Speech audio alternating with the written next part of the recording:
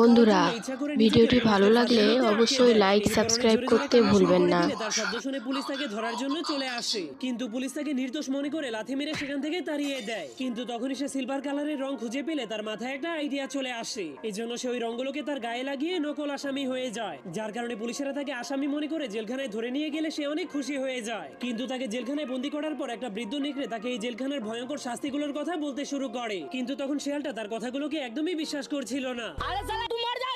আমি বিশ্বাস করি না। এই জন্য বৃদ্ধ নেকড়েটা সবাইকে বাঁচানোর জন্য লোহার মাধ্যমে চাবি বানিয়ে সবাইকে জেলখানা থেকে মুক্ত করে দেয়। কিন্তু সেই পাগল শেয়ালটা জেলের সরকারি খাবার খাওয়ার জন্য নিজেকে আবারও জেলখানার মধ্যে বন্দি করে দেয়। কিন্তু এরপর সে যখনই দেখতে পায় পুলিশেরা তাকে কুপিয়ে মারার জন্য ধারালো কুড়াল নিয়ে তার দিকে আসতে শুরু করেছে, তখন সে অনেক ভয় পেয়ে জেল থেকে পালাতে শুরু করে দেয়। তোরা কে কোনা আমার বাসা। এই জন্য জেলার তাকে ধরার জন্য তার পিছনে অনেকগুলো ভয়ঙ্কর কুকুর লাগিয়ে দেয়। কিন্তু তখনই পানিতে নামার কারণে তার উপরে লাগানো নকল রংটা